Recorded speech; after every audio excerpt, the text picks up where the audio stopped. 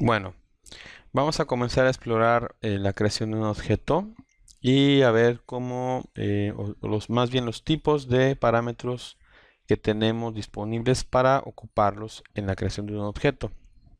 Ok, bueno, primero tenemos aquí ya unos parámetros que aparecen por defecto al momento de dar objeto nuevo.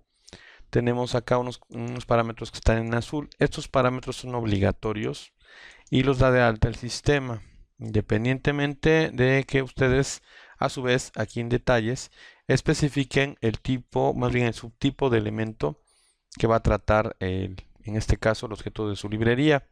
Ahora bien, vamos a ver. Independiente a esto, yo puedo crear parámetros dando clic aquí en nuevo. Van a aparecer aquí el nombre de los parámetros dependiendo del nombre con el que ya hayan guardado ustedes el nombre de su librería. Aquí aparece sin título, no lo he guardado. Por lo mismo, todos los parámetros que vaya yo creando van a darse de manera consecutiva a partir de este nombre. Sin título, aquí dice sin título 1-A. Y voy a crear aquí varios. Vamos a crear aquí varios parámetros. Y aquí vamos a comenzar a ver que primero estos parámetros no están de azul. Es decir, no forman parte de los parámetros estándar del subtipo, sino que son personalizados.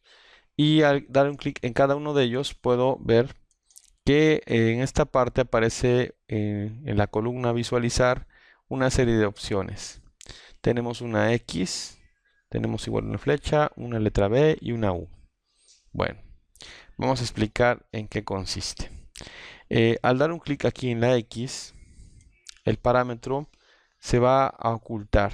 No se va a mostrar cuando yo lo tenga, en este caso, acceso a la librería a través del administrador de librerías. Ese parámetro va a aparecer oculto.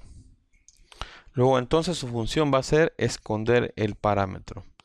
El que sigue es este, que consiste en subordinar el parámetro a otro. Por ejemplo, vamos a crear aquí en este título, en este sin título, voy a irme aquí a la opción de tipo, le voy a dar un clic y voy a seleccionar de la lista la opción de título. Aquí le voy a poner yo, por ejemplo, materiales. Aquí está. Ahora, al dar un clic a los parámetros que estén por debajo de este, aquí en la opción de subordinar, va a significar que estos parámetros van a estar subordinados a este. Vamos a explicarlo de otra manera, o más bien vamos a cerrar esta librería, le voy a dar guardar y le voy a poner un título. Vamos a poner aquí objeto de prueba y va a quedar guardado en la biblioteca incrustada. Le voy a dar guardar y ahí lo tenemos. Ahora vamos a revisar aquí en herramienta de objeto, le doy doble clic y acá donde dice en biblioteca incrustada tengo aquí el objeto de prueba. Y si se dan cuenta, aquí aparece en las definiciones a medida, aparecen los parámetros. Aquí tengo la pestaña de materiales, le doy un clic y dentro van a estar contenidos, en este caso, los parámetros B, C. A ver, le doy un clic por acá. Miren, aparecen y desaparecen. Bueno, esa es la función de que queden subordinados a otro parámetro. Ok, ahora le doy aquí cancelar. Vamos a abrir ese objeto. Le voy a dar un clic por acá. Y luego selecciono. No tengo nada, pero al momento de seleccionarlo, de alguna manera aquí lo reconoce. Archicad. Le voy a dar clic aquí en donde dice abrir objeto. Y ahí lo tenemos de vuelta. Si no nos logran encontrar o hacer este procedimiento, entonces nos vamos a ir aquí a la opción de abrir objeto y vamos a buscar aquí en la carpeta de biblioteca incrustada el objeto de prueba. Le damos a abrir y listo, ahí lo tenemos de vuelta. Ok, ahora vamos a regresar a parámetros y notemos que después de subordinado tenemos aquí una letra B. Eso significa que el parámetro va a estar remarcado. Le doy un clic. Aquí está ya en negritas. Aquí, por ejemplo, si tengo aquí la opción de material, van a ver que está en negritas aquí el nombre. ¿Sí? Y la que sigue es esta, la U. Esta opción de U es para hacer que el parámetro sea único. Bueno, miren, a veces nosotros creamos otros objetos de librería y llamamos a su vez a otros, y en ese llamado nosotros hacemos una transferencia de parámetros de un objeto a otro. ¿Sí? Tenemos que mencionar qué parámetros son los que quiero que se conserven. Si yo selecciono aquí la opción de U, único, este parámetro no va a estar considerado en la herramienta que está llamando, en el objeto que está llamando. Se va a quedar únicamente reservado para este objeto. Bueno, a lo mejor ahorita no lo entiende muy bien, pero en su momento que veamos el concepto, vamos a ver esto de la U. Ahora bien, en esta interfaz tenemos entonces unas columnas, que es la de visualizar, que tiene que ver con la visualización de las variables o de los parámetros. El de variable, que es el nombre que va a tener cada variable. Este nombre de variable tiene que ver o tiene sus reglas. La primera es que no puedo tomar como variable alguna instrucción u orden del código GDL. Estas variables son con las que yo voy a interpretar, en este caso, los valores que voy a ocupar para los parámetros. Dicho de otra forma, si llevaron álgebra, sabrán que en el álgebra se manejan conceptos de literales y de variables, y aquí es donde aplica el código. En este caso las variables serían, digamos así, la X, la Y o la Z en este caso, de la fórmula. Ok.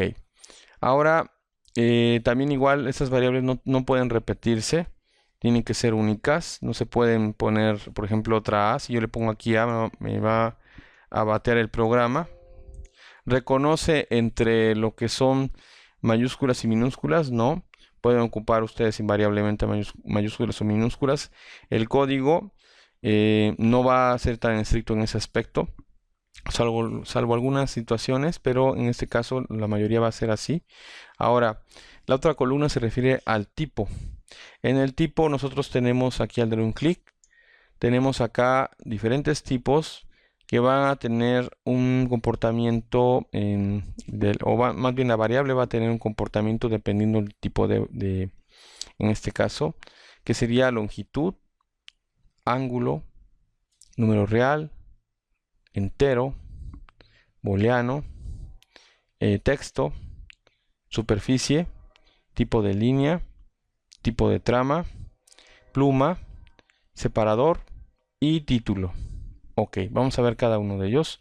Vamos a aplicarlo acá a la lista de variables que tengo. Vamos a ocupar aquí cada variable para diferente tipo.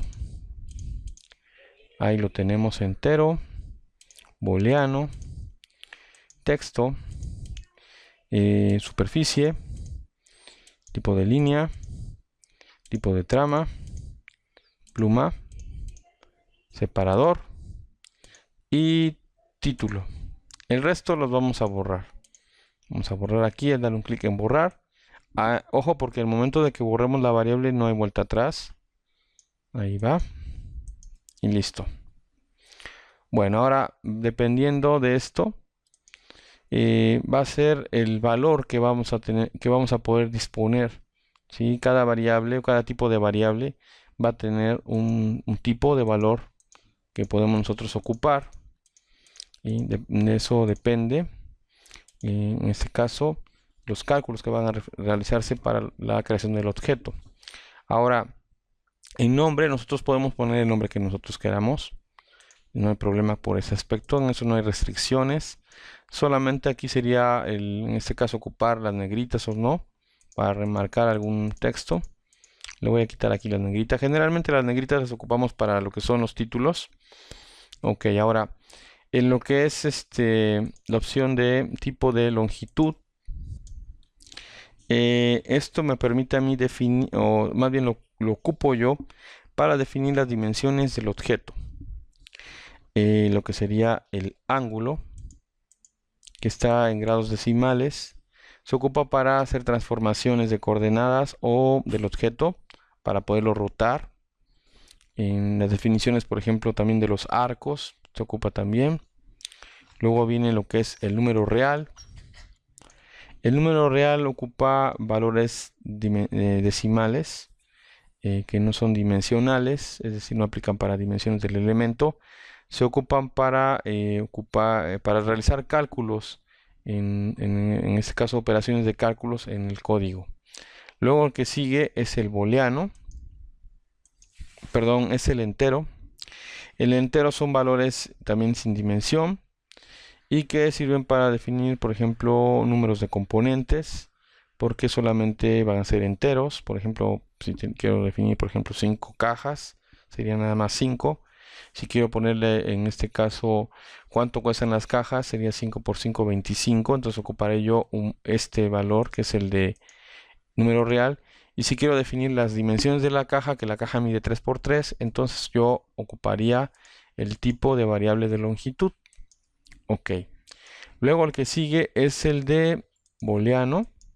El de booleano solamente admite sí o no. En su valor numérico sería 0 y 1. Desactivado corresponde al valor de 0 y activado sería 1. Solamente es una casilla que sería, digamos, de verificación para poder activar y desactivar opciones. El que sigue es el de texto, que me permite a mí colocar valores de texto para el código. La secuencia no debe de rebasar 255 caracteres. Esa es la restricción. Después de ahí tenemos lo que es superficie. Al poner este tipo de variable, le doy un clic acá y entro de lleno a lo que serían las superficies que ya están dadas de alta en el programa. Aquí yo no puedo dar de alta superficies. Estas son las que tenemos actuales aquí en este archivo. Y si van a ocupar alguna diferente, será bueno que se fueran al programa directamente para crearla. Y ya después la pueden emplear. Ahora bien, si van a ir recorriendo con el cursor cada una de las superficies, notarán que en lo que es aquí la barra de información va a aparecer ahí el número con que están registrados. Eso también aparece en los atributos en este caso en el administrador de atributos. Pueden darse cuenta cuál es el número que le corresponde a la superficie. Y aquí le vamos a dar, por ejemplo, en el caso de vamos a ocupar el de pintura cadmio amarillo, que es el 78. Aquí va a aparecer así como 78. Ahora, la que sigue sería el tipo de línea, al igual que la superficie. Le voy a dar un clic y acá tenemos la lista de líneas que están también en el programa, o más bien en este archivo. Aquí puedo ir recorriendo cada una de las líneas que están. Voy a seleccionar, por ejemplo, esta que es la línea oculta. Le doy un clic. Si se dan cuenta, al igual que las superficies, aquí aparece un valor. Es un valor que también es numérico. No va a aparecer el nombre de la línea, sino va a aparecer el valor con el cual está declarado como atributo. De lo mismo será para las tramas y para las plumas. Al dar un clic aquí en la trama, voy a poder entrar también a todas las tramas que están disponibles aquí en el archivo. Voy a ocupar, por ejemplo, fondo. Y luego lo que serían las plumas. También las plumas, en las plumas es de manera general. Aquí tienen aquí las plumas que están activas. Y también se va a registrar la pluma con un número. Por ejemplo, aquí sería el 6. Después viene aquí lo que es el separador. El separador me permite a mí separar, en este caso, lo que son las variables, conforme en los títulos también, para ir haciendo bloques de variables, y estos bloques a su vez se van a desplegar en la biblioteca al momento que yo la visualice. Por ejemplo, si yo coloco un separador por acá, ponemos acá nuevo y creo otro. Si se dan cuenta, ahora que ya guardé el nombre y acabo de crear el nuevo parámetro, ya aparece con el nombre, dice objeto de prop, ahí está. Y ahora aquí le voy a poner de tipo separador. Vamos a dar aquí un clic para cerrarlo, le damos guardar y vamos a irnos de vuelta aquí en este caso, a la barra de herramientas en diseño, herramienta de objeto. Tengo aquí habilitado el objeto de prueba, lo voy a dar clic aquí en el diálogo de las definiciones y vamos a revisar. Se dan cuenta, aquí está separado, este es el separador, está separando los bloques y aquí están todas las variables que acabo de crear. Ok, le doy cancelar y vamos a abrir de vuelta el objeto. Le dije objeto, no, le voy a dar aquí abrir objeto de prueba, abrir. Ok, bueno, ya recorrimos todos los tipos de variables que existen. El nombre también igual ya vimos que puede ser cualquier nombre. Ahora, en algunas variables existe esta opción, le doy un clic, que va a ser en este caso una matriz de valores. Esas matrices de valores podemos emplearlas para poder tener contenidos referentes a especificaciones de algún elemento. Por ejemplo, yo las ocupo para lo que son las varillas. Puedo poner en una columna el número de varilla y en otra columna puedo poner el diámetro de la varilla y en otra columna, en este caso, el peso de la varilla y etcétera, etcétera. Entonces, aquí al momento de colocar el cursor, por ejemplo, en la columna, puedo tener la opción aquí de insertar y se van insertando las columnas, tantas columnas como necesitemos. De igual forma con lo que son las filas de los valores. Si al final de cuentas notarán ustedes que se forma una matriz de valores. Esa matriz de valores tiene un índice de columna y otro índice de fila. Aquí si doy por ejemplo un clic en esta parte, tenemos aquí el campo 2,2. Se dan cuenta, aquí está. Ahora aquí sería la que sigue. Y si en el orden en el cual va a leerse, interpretar esa matriz, va a ser primero la fila y luego el valor de la columna. En este caso aquí dice campo 2 y luego 3. Y aquí puedo poner un valor y ese valor va a estar supeditado a el tipo de variable. En este caso, como tengo variables de dimensiones, tengo acá nada más opción de colocar números de dimensiones.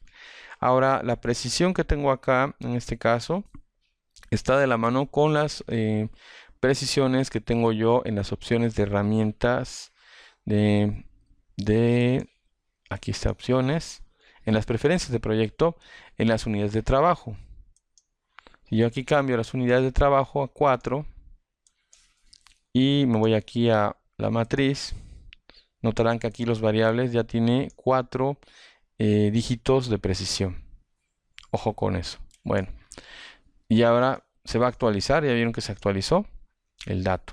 Bueno, a grosso modo esto es lo que corresponde a lo que son las variables, los tipos de variables y los valores que puedo ocupar yo para realizar una librería.